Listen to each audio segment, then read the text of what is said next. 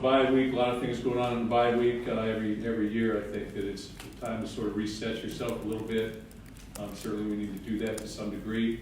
But trying to be back health-wise a little bit, also trying to get out recruiting and do some different things in that area. And I think that we got some players back for this week, so we'll see how that all shakes out. Also try to stay in condition to make sure that because we are basically taking 2 weeks, you don't have a game last weekend, you lose a little bit of conditioning factor. So we worked last Thursday and Friday quite extensively, I would say, in both areas. So Penn State rivalry, traditionally I think when Coach Perlis was here, Penn State came into the league, we started playing them the last game of the season in 1993, I believe.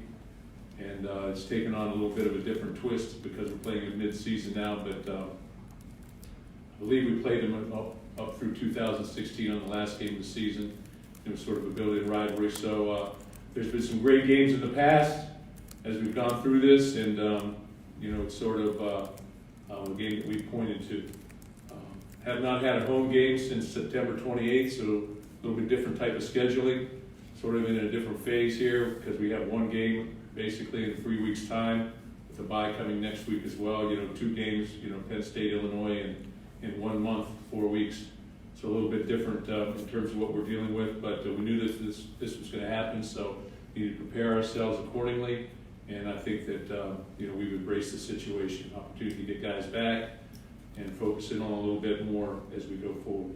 Penn State itself is another top 10 team. I believe it's the 3rd time we're playing, maybe I guess ever in the history of Michigan State football is what I understand, that we played 3 top 10 teams in a row. I believe we're the only team in the country that have done that. So obviously be another great challenge for us. When you look at Penn State, I think Coach Franklin has done a great job there thus far. You look at them offensively, Sean Clifford, their quarterback's playing at a high level. Offensive line, I believe 3 guys are back. Tight end is number 87 is a guy, and certainly KJ Hamler, number 1, is a guy that you stop Penn State, you've got to first and foremost begin to stop him. And he's an outstanding player, makes things happen. Also on special teams, he's making things happen as well as a kick returner, punt returner.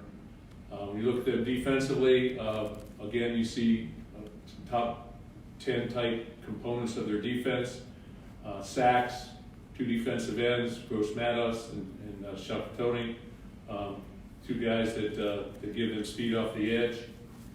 Linebackers, Parsons and Brown, very, very active guys. 3 guys coming back in the secondary, so there'll be a challenge on that side of the ball as well.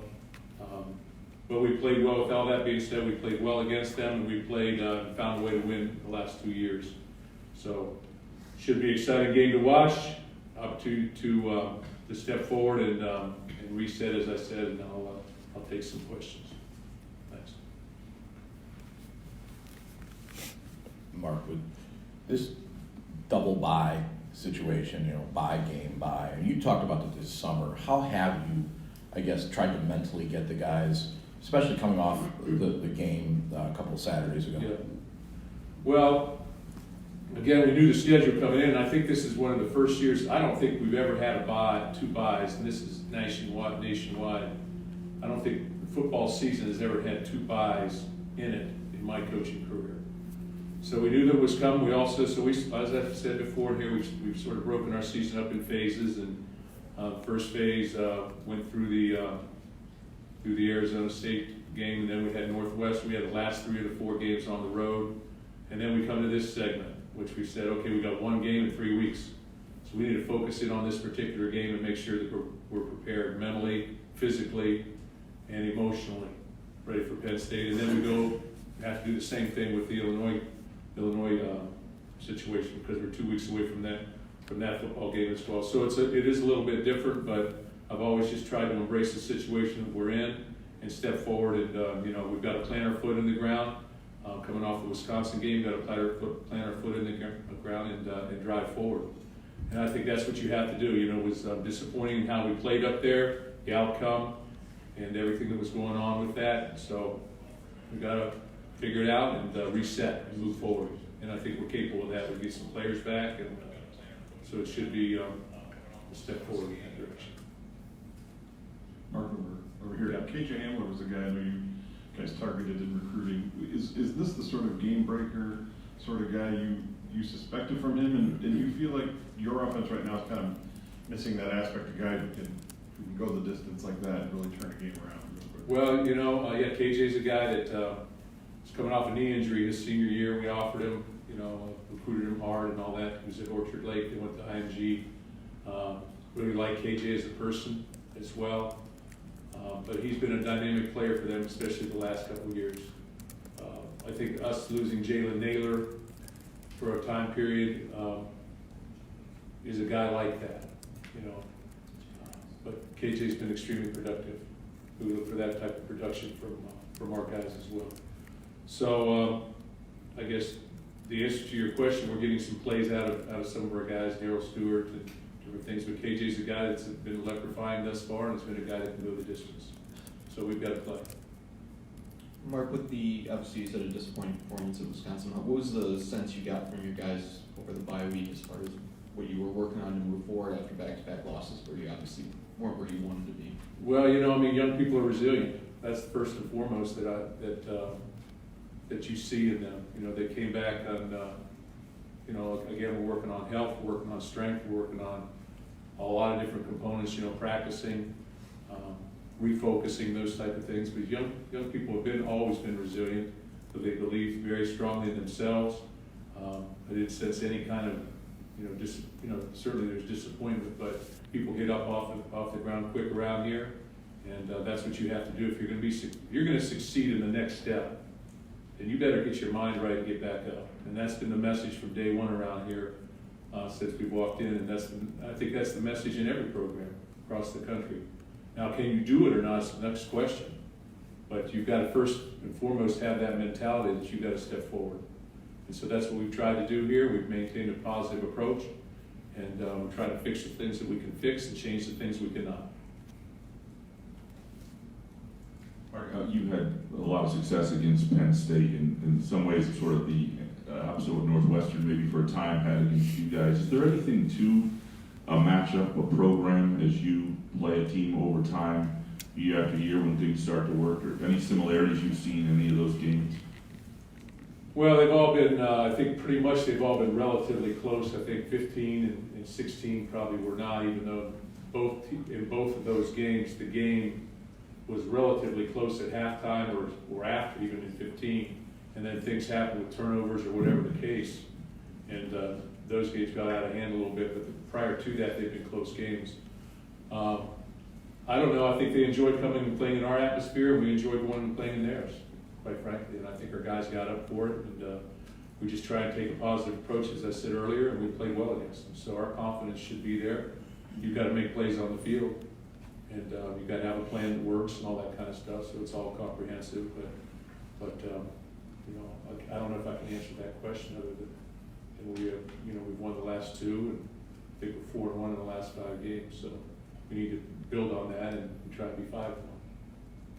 Mark, you mentioned getting a bunch of players back, and when Kevin Jarvis went down about a month or so ago, he used this game as a possible returning point for him.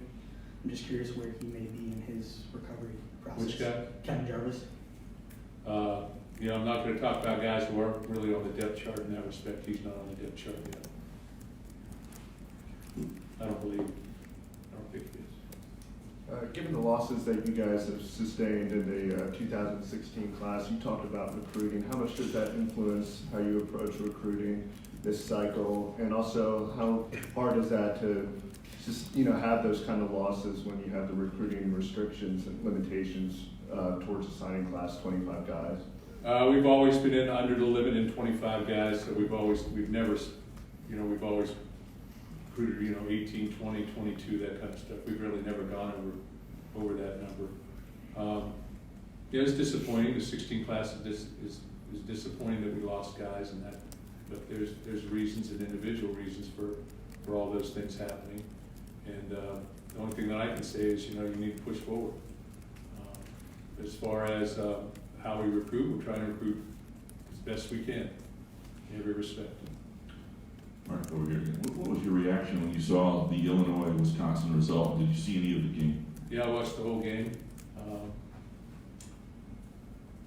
I would say emotion plays a big part in every football game, and you can see the emotion, and you can see a game start to change a little bit, and people start to have a little bit more belief that, they were 30 and a half point underdogs, and it gave you the notion that, anybody can rise up at any point in time. And if you take small steps, those small victories become big victories at the end of it. I was very impressed with what they were able to do, and take it from there. Mark, excuse me. I believe it's 6 players now that are in the transfer portal since the start of the season. Do you, internally, is that number, I guess, concerning to you, or do you just kind of see this as the new norm? And on top of that, specifically with Cam Chambers, he made a comment on social media about whether or not his law school aspirations and stuff sort of got in the way of football and everything. I guess, is there anything you could say to whether that part of his studies affected why we didn't see him as much on the field? First of all, I'm going to take the high road in terms of the transfer portal. There's a lot of young men in the transfer portal right now, and if you can break it up by schools, you can break it up by position, you can break it up by year, and it all sort of sorts itself out. It goes in a lot of different directions. But I think it's the new norm. Sad to say, I think it's the new norm that we'll see in college football. I think it's a little bit, there's a different reason for everybody making these decisions. But I think in the end, it's about opportunity to play in a lot of ways. It's about patience at times, for younger players, or for older players, it's about, trying to move forward with their careers. I've had individual talks with every person that decided to go in there, and try to put the other side of the story there. So my take on it all is always going to be take the high road, wish the best for those individuals as they move forward in their football careers, and then try and make ourselves better. To be quite honest with you, when scholarship opens up, you try and make yourself better. You try and improve your quality of play. And some guys have played for us and looking for bigger roles. Some guys, quite frankly, haven't played for us and looking for opportunity to play elsewhere. And that's the way it's going. That's probably the way it goes for everybody in America right now. So it's one of those things that I think is probably here to stay, and you have to deal with it as a head football coach and as a staff. You really have to look at recruiting and say, okay, you have a guy that's responsible for the portal. I think that, today when I looked at it, there were 344 names in there. So that's a lot of people, now.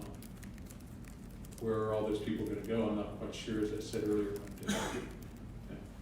Do the best I can and take the high road in this capacity, and I appreciate what those guys did for us when they were Spartans. Mark, speaking of the depth chart, I know Michael Fletcher was injured earlier in the year, but obviously his name and a workhorse in a couple places. Is this a sign that it's just as freshmen developing and you're getting toward that point in the season where you can use them, or like they're ready, or should we expect to see more guys like that? Well, Michael Fletcher's been out. He had a foot injury, so he's back in pads now. He was back last week as well. He was a guy that looked exciting initially in camp. So he's back now. How much he'll play will depend on how well he practices this week and that type of thing, depth issues and things of that nature. But I think he'll be active on the sidelines and he'll travel. Parks Kissinger was moved to tight end. He's been doing a good job. And then also Adam Burke, of course, is a tight end in high school. He's a big 6'7", 262-pound guy. So he's working at that position as well and shows great promise. And he's a redshirt freshman, but I'm still saying he's a dual guy. He's played defensive end. And he's a dual guy, so he'll get opportunities to look at both ends of the spectrum, but we'll list him in both areas right now. Mark, with the earlier talk about the transfers maybe being the new norm, there's a lot in there, but you guys did have quite a few in a short span of time, coupled with 2 pretty tough losses. I wonder if you took any time or felt the need to during the bye to maybe talk to the team to stabilize this or make sure that it doesn't get carried out. No, I don't talk about it. I keep marching forward. That's what we do. Mark, I assume that when you have a lot of good wins or important wins, you hear from a lot of former players? I'm curious if the opposite is true. Like the last few weeks, have you heard from guys, and maybe if so, what some of those messages have been? Yeah, you hear from people that just hang in there, keep pushing. You hear from a lot of different people, whether they're former players or whether they're, they're people within our program or donors or past coaches or things of that nature. So, one thing about coaching, everybody, or football is everybody's, you want to look for problems, you find problems. Everybody's experiencing some pain out there in college football or pro football, quite honestly, or high school football. And other people are experiencing some success as well. So you get both ends of the spectrum, but when I see our players are supportive, and I appreciate that. AJ Arcuri is back on the depth chart this week. Would that indicate he's all the way ready to go, or just a sort of a possibility? And Jalen Naylor is not, but I'm just curious, I guess, if the timeline still sort of holds up from when you initially said. Yeah, we're looking for Jalen's return this season yet, so I think he will make it. We'll see where he's at because he could be redshirted. If we tend to play him in 3 more games rather than more. And then AJ is practicing actively, and so it's good to go. So we'll see. We talked about in the bye week here, the reset, and you kind of get a fresh start. Is that more just kind of the attitude, the approach for the guys? Because can you really change much that you do schematically at this point in the season, or are there minor tweaks you can do even with a week off, or is it still just more that kind of? Well, I think there's always minor tweaks offensively, defensively, that you look at, and you're going back and trying to look at the different things. You have an opportunity to look at a lot of film and a lot of different things that what has worked, what hasn't worked, what can you do that has worked from what other people do, those type of things. So you're really looking at across the broad spectrum of things to try and get yourself ready for the next contest. I do think that regardless of where you're at in your season, when you have a bye week, you sort of reset, and then you go forward, whether that's after some success or after some period of disappointment. You've got to try and just sort of restart a little bit, because it is different when you don't play a game on a weekend. It is different, just in terms of the practice structure and how you're going to handle it. You don't want to get anybody hurt, so we got out of Thursday and Friday with nobody getting injured, which was a big positive. So you don't want to press it too hard, but you have to do some contact work to some degree. Mark, you guys had an outstanding defense last year. These guys want to show they were one of the best in the nation this year. 3 straight games, giving up more than 30 points, which hasn't happened in a while around here. What's the sense you get from those guys with being, such a veteran-led group with, experience that you had coming back from last year? Every game's been a little bit different, I think, as you've gone through it. Those 3 games, we saw some big plays in those games, which led to a lot of the yardage. I thought we played very well in the first quarter of Ohio State. The second quarter, not so well. Third quarter, pretty well. Those type of things. Wisconsin, sort of, a different type offense, and I don't think we adjusted very well to this style of play, around the belly play and things of that nature. They hit the jet sweep on us, twice for big yardage in that game. So you look at different things in that respect. Indiana, quarterback moved and extended plays and created some different things, much like the Ohio State game, created some different things. So just got to tie it up. Right now, when you look at it in 7 games, we've had 12 runs over 15 yards. So we're still playing pretty well against the run. And then when you look at the pass plays that have gone over 20, there are things that we can control. And that's what you have to look at. Can you control the outcome of the situation? I think that we can control those things, but we got to play well. We got to limit explosive. You say, how are you going to beat Penn State? Limit the explosive plays. Have to protect our quarterback. Cannot turn the ball over and have to get some takeaways. It's all basically broken down into certain aspects. Every football game is like that. So got to be able to run the ball and be productive. You've got to come up with some production. So there's all these different factors that enter into it. You've got to win some of those factors. Just a little bit curious as to what you think James Franklin has done this year to have the Nittany Lions playing at such a high level. You know, when I look at their football team right now, they've closed out 3 games. They closed out the Pitt game. They closed out, but with Pitt still being able to have a possibility at the end, but the Iowa game, they closed it out with first downs at the end of the game when things started to get tight. They closed it out. Same thing in the Michigan game. When things started to get tight, they closed it out. They were able to get that first down, run out the clock, or get that score to break it 21-21, you know, to go from 28 to, you know, from 21 to 14 to 28 to 14. But in their tight games, they've made plays. I look at that, and 2 guys that made them. You know, Hamler makes 2 of the plays in the last game, but you know, they sort of tail back by committee a little bit. With Kane being a guy that probably is a guy number 21, that maybe he's the guy they want to focus on, maybe not. You know, I see all the guys have some big runs in there when you look at all the different film. But I think that's what they've done. And you know, when you win and you start winning close games, you know, you start to have a belief in that. We've made a living on those type of situations around here in the past. Close games we've won. So not just in the Penn State rivalry, but or contest, but I think across the board we've been able to do that at times when we've had our great seasons. You've talked about the transfer portal, but how much do you think the redshirt rule has been disruptive, and do you think it's gone a different direction than maybe the Coaches Association that advocated for it, intended for it to go? Yeah, that's probably a good question. I think the redshirt rule is a good rule for 4 games.